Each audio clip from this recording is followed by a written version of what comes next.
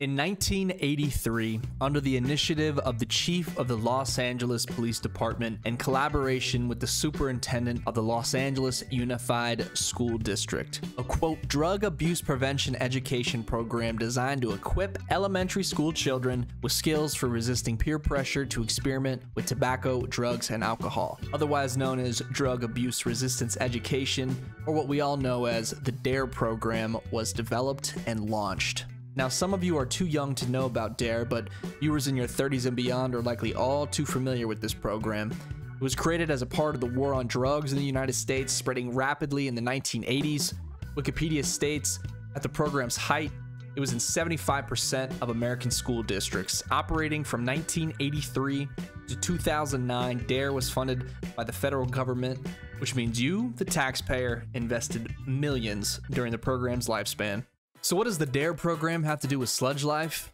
Not much, but I will say if the DARE program was around today, Sludge Life would be the type of content out-of-touch lawmakers would point to as a piece of consumable media to keep away from our children. And honestly, we should be happy about that because Sludge Life does exactly what it set out to do. And what it set out to do is be not only a menace to the gaming space, but a menace to society. So much of a menace, in fact, the game's actually banned in Australia. Australia, actually, look it up. Censorship is bad, folks. Don't buy in. So, the question is it worth the buy? 2 to 4 hours, $10 to $20 later, should you buy Sludge Life? Game's description. Sludge Life is a first-person, open-world, vandalism-centric stroll through a polluted island full of cranky idiots and a vibe so thick you can taste it. Roam a tiny island stuck on a sludge-covered planet as an upcoming tagger, Ghost, no relation, set on staking their claim amongst the graffiti elite. Developed by Terri, Vellmann, and Doseone, published by Devolver Digital. Let's talk about the target audience. Now, I don't know where to start. It is such a niche type of game. It's almost like only certain personality types will like Sludge Life versus people liking it because of the genres that it falls under. It's indie, atmospheric, psychedelic, open world adventure. You gotta like open world, you've gotta like platformers, you've gotta like that 3D VHS graphic look where the whole game looks slightly out of focus, and you gotta like the idea of being a societal pariah with total disregard for the rules. The game emphasizes graffiti, music, resistance, grime, crass humor. If any of that gets you excited, you might like Sludge Life. Let's talk about the art style. Grunge punk, grungy 3D VH style. The best way I can describe it is it just kind of makes you go bleh. The developers drew from activities from their youth, including running, climbing, street art, emphasized the visual aspects of graffiti, that the characters were designed based on real people they've encountered. Parkour became a primary theme in the title. The music and the visuals also became focal points the more they developed the game. There's a lot of psychedelic elements. You can actually go on these hallucinogenic zoom trips, quote unquote. The whole island is affected by smog. Everything's out of focus. You know, like the stoner kids in high school, or that group that, you know, they were the first ones to skip class. They're the ones who actually did pranks and did some form of vandalism at your high school. Like, everyone knows who those people are. Like, this is such an homage to that group. It makes you want to be a part of it. There is this feeling of like rebellion that you get. The art style in itself is a compliment to that rebellion. It's not super realistic. The devs really said, we're gonna make this game our way, and you're gonna love us for it, and you're gonna love the game for it, and they hit.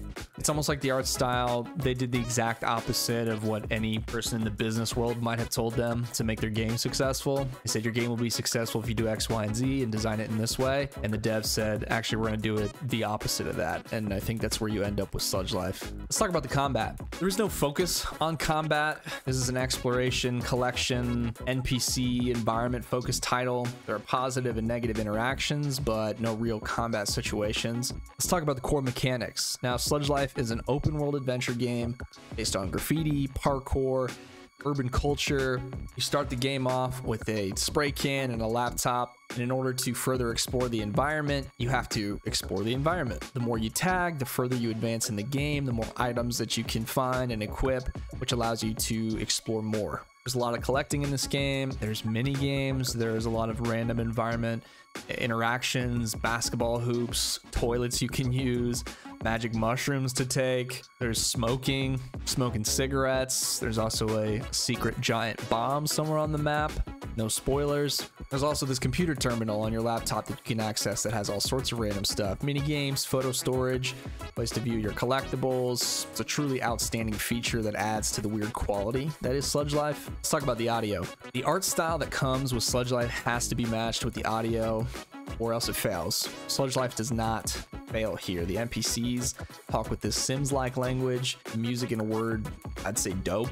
You'll stumble across these random boomboxes playing real funky and hip-hoppy tunes. The sound design complements the art style and general feel of the game. The sound effects feel modern, but also sound like they were designed using a synthesizer from the late 90s. It's just fun, man. It's weird. It's just fun. That's the best way I can describe it. Another game where you shouldn't play it on mute. Let's talk about the story.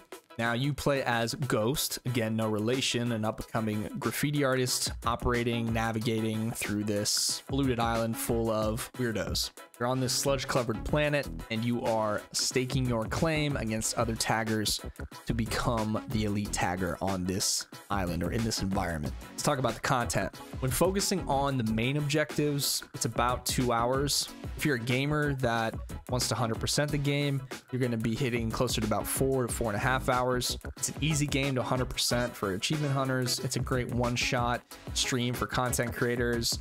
I would say it's an attractive title for speedrunners as well. It's a short run time. Replayability is up to you. I 100% this game in one sitting. I likely won't revisit it too often. There actually is a Sludge Life 2 that came out recently, so I'll be playing that before I revisit number 1. Let's talk about the QA. This game is all PC friendly. It's also available on the Switch. The hardware requirements are virtually zero. Anyone can play this title. I had no issues running on and off stream. I played on mouse and keyboard. I have only played it on PC though. I can't speak to the quality on the Switch. So, should you spend your money, spend your time, very much broaden your gaming horizons with Sludge Life? I'd say maybe.